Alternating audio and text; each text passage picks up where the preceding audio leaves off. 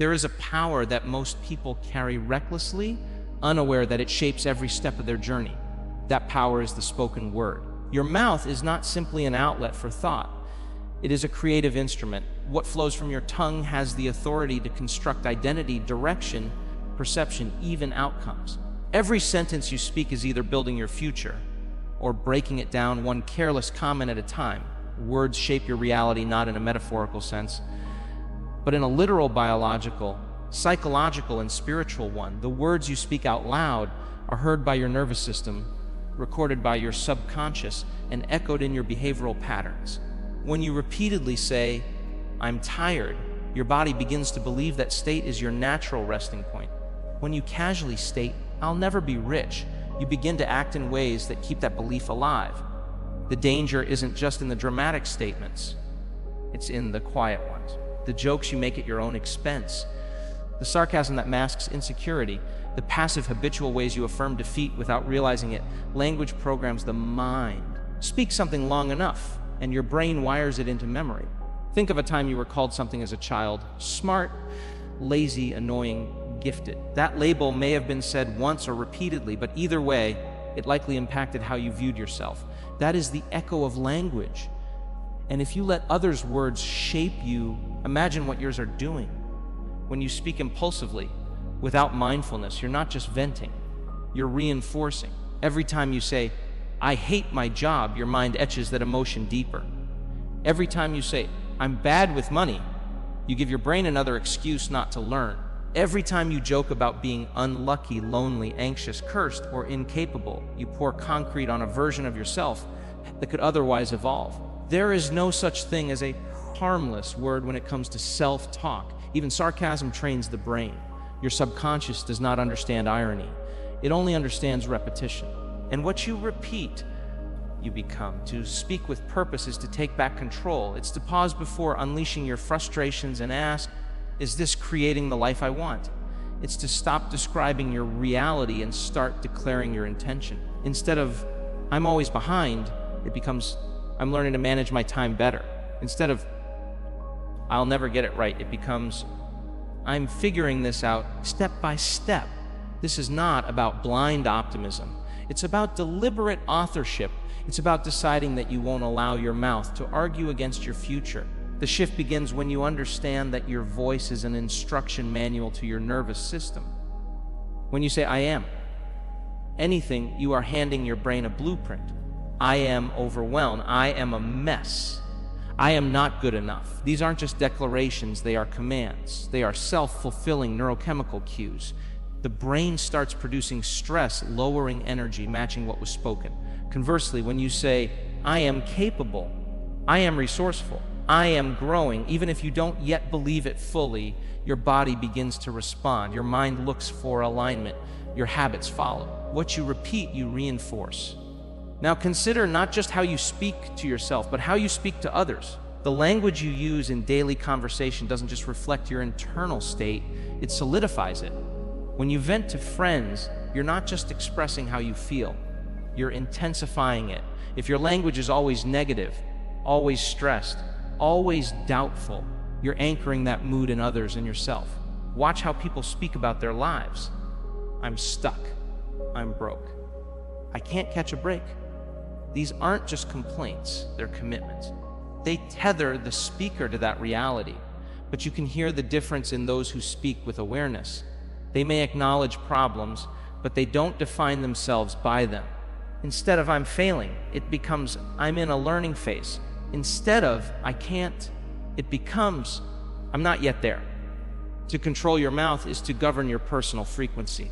Words carry vibration. Ever walked into a room where someone just exploded in anger? You felt it even if they didn't speak. Now imagine that emotional explosion combined with spoken word. That's impact. And whether you like it or not, your words are creating an atmosphere in your home, in your relationships, in your goals. Are you speaking calm or chaos, possibility or pessimism, elevation or limitation? Think also about what you allow others to say around you.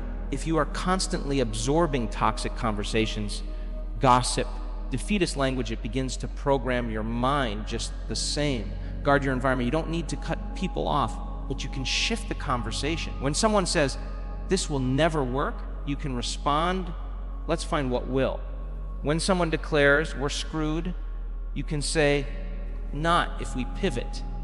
Your words can redirect the collective mindset. You don't have to be passive to the dialogue of despair. Practice silence when silence is more powerful than the complaint you're about to make. Not everything needs to be said, especially if it isn't rooted in clarity or growth. But when you do speak, speak with precision. Speak from the place of the person you are becoming, not the one you're trying to outgrow. To shift your language is to shift your life.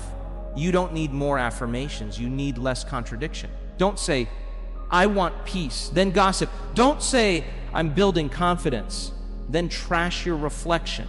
Don't say, I'm becoming disciplined, then joke about being lazy. The universe listens to consistency. Your mind responds to congruence. The alignment between what you say, think, and do is what generates transformation. Language is a mirror. If you want to know what someone believes deep down, listen to how they speak. And if you want to change your beliefs, start by changing your language. Speak of who you want to be until you become it. Speak what you intend to create until it surrounds you. Speak life over your goals. Speak kindness over your body. Speak courage into your doubt. Let your words be your first act of self-leadership. Because until you master your mouth, your mind remains at the mercy of every careless thought you give voice to. And your future will be shaped not by chance, but by the sentences you say without thinking. Emotions are one of the most misunderstood elements of human experience. For many, emotions are treated as permanent truths, uncontrollable, inevitable, and all-consuming. If anger arises, they become anger. If sadness knocks, they sit in it without question. If anxiety creeps in, they accept it as their default. But emotions are not facts. They are signals, not destinies. They are information, not identity. To live powerfully, you must shift from reacting to your emotions to responding to them with awareness. Think of emotions as internal weather. One moment sunny, the next cloudy, the next stormy. You don't build your house according to the weather. You build it to withstand it. The same should apply to your inner world. Emotions come and go, but you must remain grounded. The mistake most people make is assuming that just because they feel something intensely, it must be real or justified. But intensity is not the same as truth. You can feel worthless and still be worthy. You can feel abandoned and still be supported. You can feel afraid and still be capable. Emotions reflect what you're focusing on, not always what is objectively happening. This is why self-awareness is non-negotiable.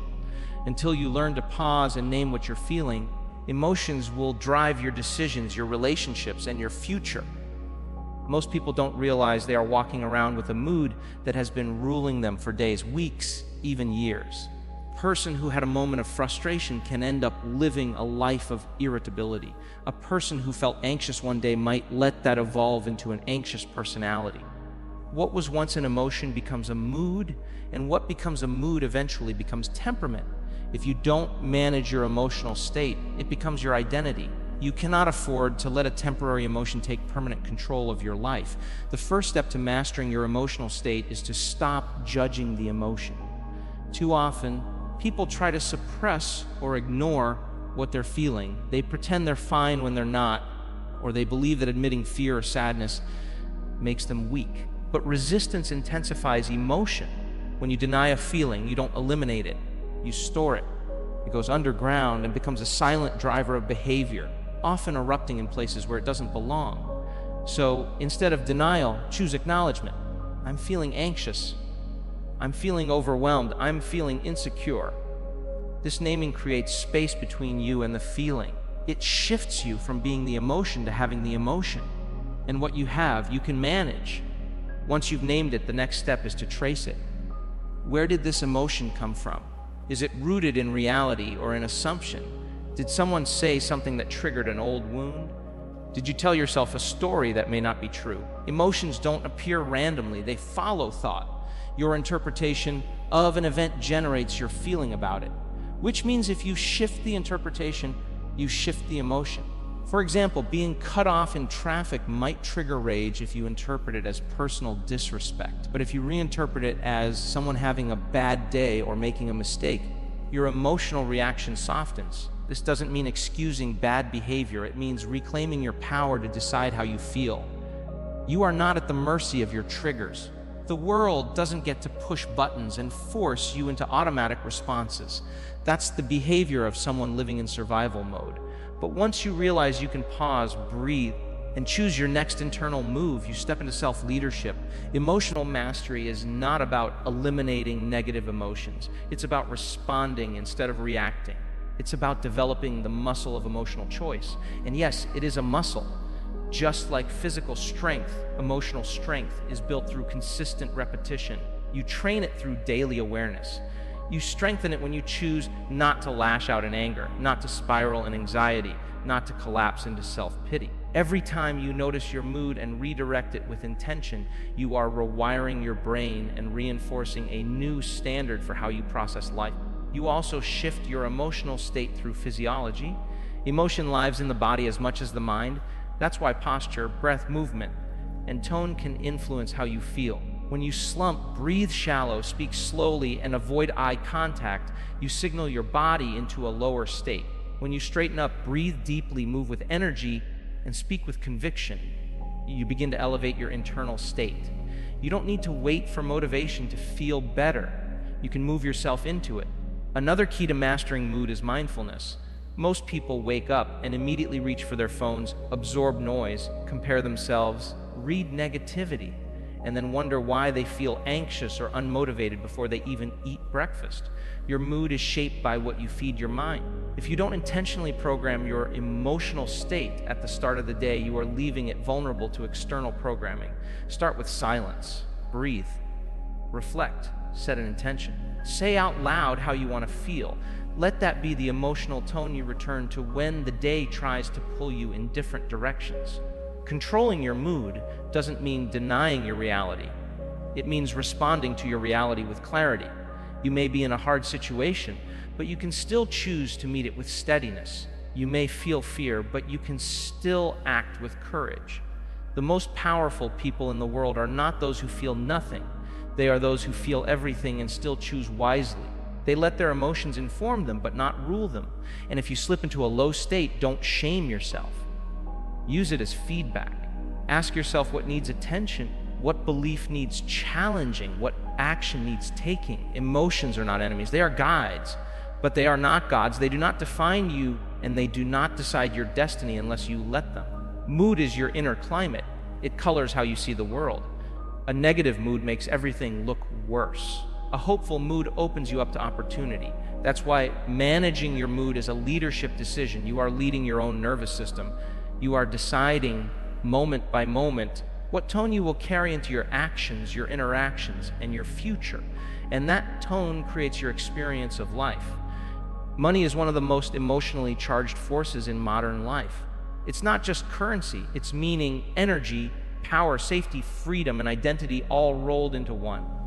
And how you treat it reveals how you treat yourself. Financial control is not about being obsessed with numbers or hoarding wealth. It's about demonstrating discipline, vision, and alignment. It is a declaration of self-respect, because the way you handle your money shows whether you are living from a place of clarity or from chaos. Most people don't have a money problem. They have a decision problem. They don't know where their money goes because they don't know what they truly value. They spend impulsively, emotionally, or reactively, not intentionally. They chase moments of satisfaction instead of building a life of stability.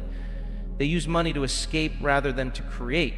And every time you use money without awareness, you're not just losing dollars, you're reinforcing habits that silently drain your power. Financial control begins with responsibility. You must stop waiting for more to start managing what you already have. Many people think they'll be more disciplined once they make more money, but discipline doesn't start with abundance. It starts with alignment. If you can't manage 100, you won't magically develop wisdom at 100 Zalalozen. Because the issue isn't the amount, it's the mindset. Money magnifies who you already are. If you are careless with a little, you'll be reckless with a lot. If you are thoughtful with a little, you'll be strategic with a lot. That's why it's critical to examine your current behavior, not your imagined future income. How do you treat the money you already earn? Do you track it? Do you understand where it goes? Do you prioritize your needs or chase emotional highs? Do you invest in yourself or just in distractions? The real question is, are your financial habits a reflection of your goals or your impulses? Every transaction is a reflection of what you believe you deserve and what you believe you're capable of. When you spend money on things that temporarily numb you, without considering how they impact your future, you are telling your subconscious that today's comfort matters more than tomorrow's potential. When you save, invest, and plan, you're not just being responsible, you're declaring that your future self is worth protecting. Intentional spending means choosing long-term alignment over short-term relief. It means understanding that every dollar you spend is casting a vote for your health, your growth, your peace, or your distractions, your avoidance, your patterns. And sometimes that vote feels small, but over time it creates a life. You are either designing that life or drifting into it. To master money, you must first master your emotional relationship with it. Many people treat money like a coping mechanism. They buy things to feel better about themselves, to mask anxiety, to fill a void. But emotional spending is a temporary bandage for a deeper wound. Until you heal that wound, no amount of income will feel like enough. The internal emptiness will always outpace the external abundance. Financial control also requires a new language. Stop saying, "I'm bad with money." That's not a truth, it's a decision. And it's a decision you've probably repeated enough times that it feels like identity. But you're not bad with money, you're untrained, you're unaware, or you've been avoiding. Those are all changeable conditions. Start saying, "I'm learning to handle my money with clarity." Speak what you want to embody, not what you want to escape. Build rituals around your finances the same way you build rituals around your health or your mindset. Set a specific time each week to review your spending, check your accounts, and reflect on how your financial behavior aligns with your goals. Look not just at the numbers, but at the patterns. Where do you overspend? When do you feel tempted? What's the emotional state that leads you to swipe the card without thinking? Is it boredom, loneliness, stress? Your money habits will always reveal your emotional habits if you're willing to look beneath the surface.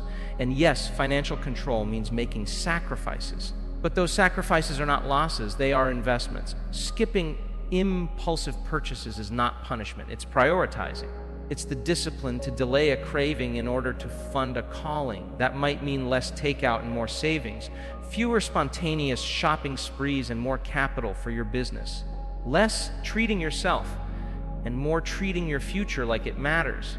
If you want to feel powerful, look at your ability to say no to what doesn't serve your bigger vision. You don't need a finance degree to take control of your money. You need awareness, consistency, and the humility to learn. There are resources everywhere.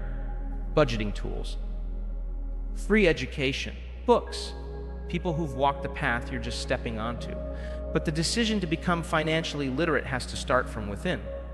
It has to matter to you, not just in theory, but in practice. You must want to build a life where money becomes a tool, not a trap. And don't confuse control with fear. Financial control is not hoarding, it's not obsessing, it's not living in scarcity. True control comes with calm. It's knowing where your money is going and why. It's knowing how to adjust when life shifts. It's spending in alignment with your values, saving with intention, and investing with courage. It's trusting that you are the one directing your financial narrative, not luck, not the economy, not your past. The truth is, your financial patterns are deeply tied to your identity. If you've always been told that money is hard to earn or that wealth is for others, you may still be living inside that story. But it's just a story, and it can be rewritten. You are allowed to change how you see yourself. You are allowed to step into new financial behaviors that support your growth, not your generational patterns.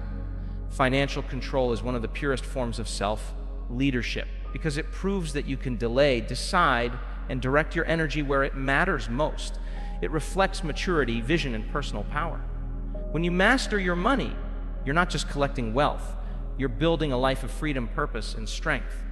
The mind is the most powerful tool you possess, and also the most dangerous if left unchecked. It is a double-edged sword. On one side, it can create clarity, insight, vision, and possibility. On the other, it can generate confusion, anxiety, fear, and limitation. Every human being lives within a psychological environment crafted by the quality of their thoughts. Those who live reactively to their minds become prisoners of their own mental patterns. Those who learn to master their minds become architects of their future. To master your mind, you must first understand it is not you. Your thoughts are not your identity. They are not facts. They are not destiny. They are not mandates. They are mental events, temporary, passing, often habitual. But most people live as though every thought that crosses their mind is real and important. They believe the story without ever asking who authored it. A thought says, "You're not good enough," and they agree. A thought says, "You're going to fail," and they retreat. A thought says, "They don't like you," and they start to shrink. But where did that thought come from? Is it a reflection of truth or a shadow from the past? Was it planted by experience, by trauma, by repetition? Until you ask, the thought becomes law. But the moment you become the observer, the moment you step outside of the thought and examine it, you reclaim control. The mind loves to run. It jumps from idea to idea, from fear to fear, from assumption to assumption. Left unmanaged, it spins webs of worry and worst-case scenarios.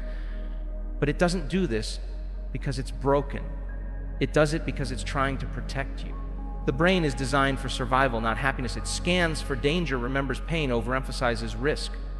This was useful when threats were physical.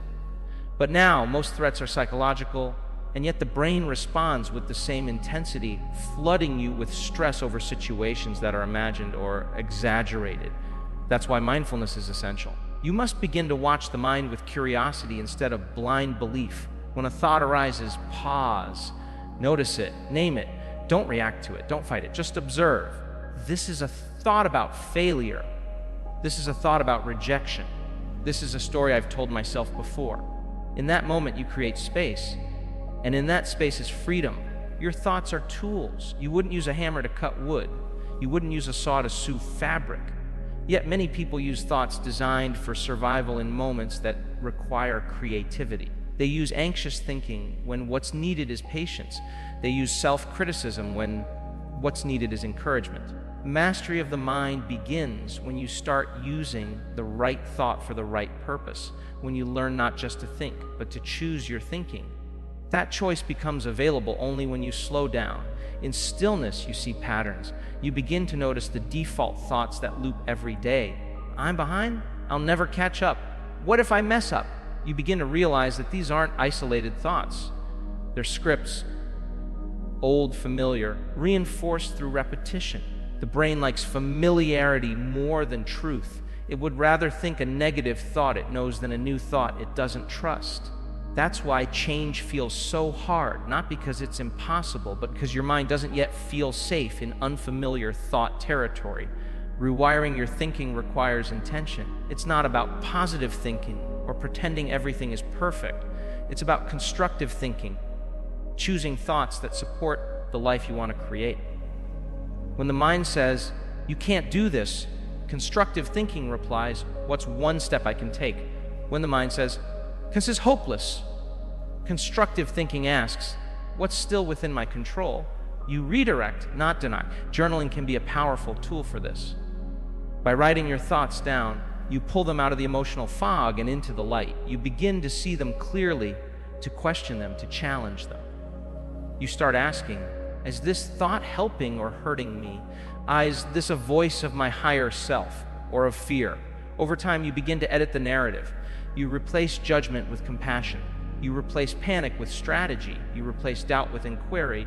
Breath is another gateway. When the mind spirals, the breath shortens. But the reverse is also true. When you slow your breath, you calm your mind. The body and mind are not separate. They are deeply intertwined. By controlling one, you influence the other. That's why in high-pressure moments, it's not about having the right thought. It's about returning to the breath, slowing down, resetting, re-entering the moment with presence instead of panic. The environments you expose yourself to also shape your thinking.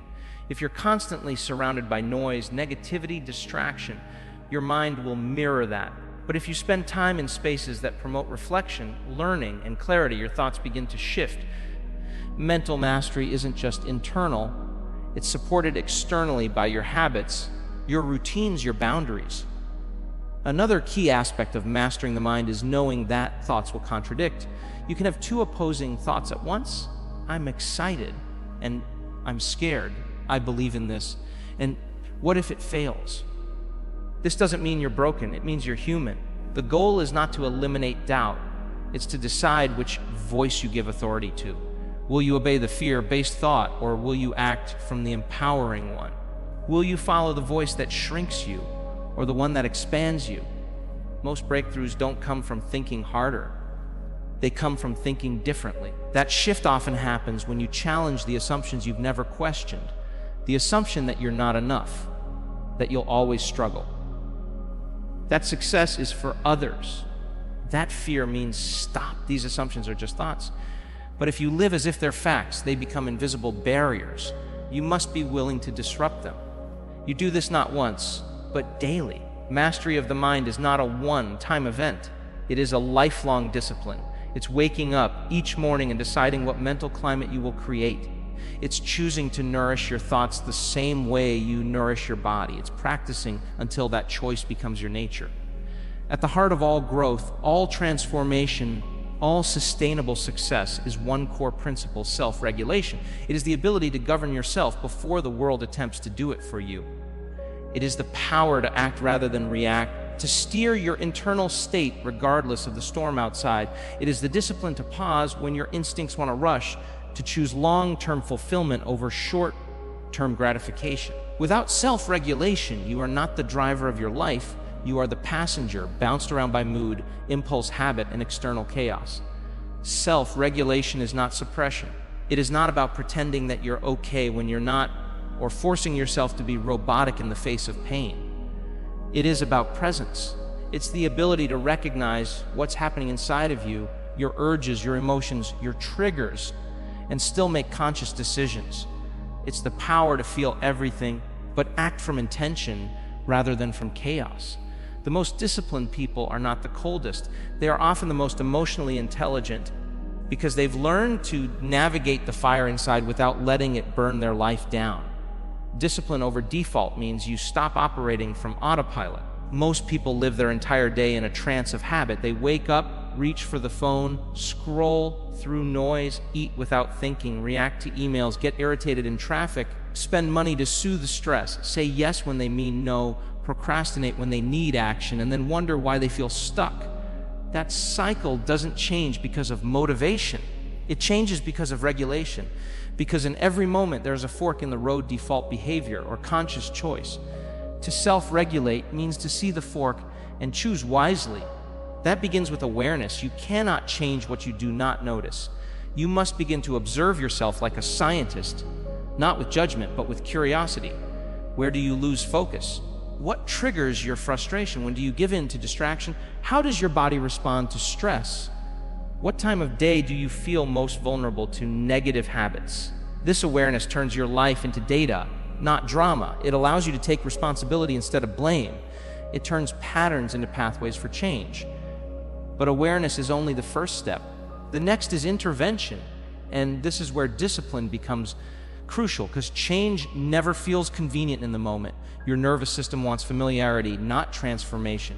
It craves what it knows, even if what it knows is stress, overthinking, avoidance, or indulgence. Discipline is the tool that helps you interrupt that craving and insert a new pattern. It's the inner voice that says, I know what I used to do in this moment, but I choose differently now. That choice builds momentum. And the more you choose discipline, the more natural it becomes.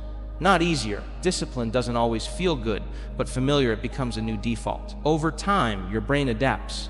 Neural pathways change. The space between impulse and action grows. You stop being reactive and start being strategic. Self-regulation isn't just about grand moments of willpower. It's forged in small, repeated decisions. Choosing to hydrate instead of scroll. Choosing to breathe instead of argue. Choosing to get up with your alarm instead of hitting snooze. Choosing to finish what you said you would even when your motivation is gone. These are the micro movements of personal power. They are not glamorous. They don't always earn applause, but they stack. And what they build is a version of you that no longer lives at the mercy of emotion or impulse. This form of discipline is especially powerful because it creates internal trust. Every time you keep a promise to yourself, you deepen your confidence. Not because you're achieving results overnight, but because you're becoming someone who follows through. someone who can be counted on, not just by others, but by yourself. That kind of self-trust is rare and it radiates. It becomes the foundation for all other progress. You begin to hold yourself to higher standards, not out of punishment, but out of self-respect. You start asking better questions. Not, what do I feel like doing? But what will move me closer to who I want to become? Not, how do I avoid discomfort? But how do I grow through this discomfort? Not, how do I react to this challenge? But how do I respond from strength? And yes, discipline includes boundaries. You must learn to regulate not only your internal world, but your external environment.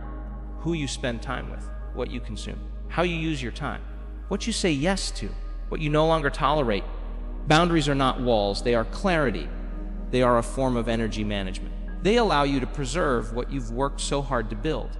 Without them, you leak power.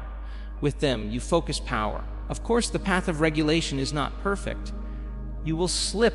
You will have days where you fall back into default.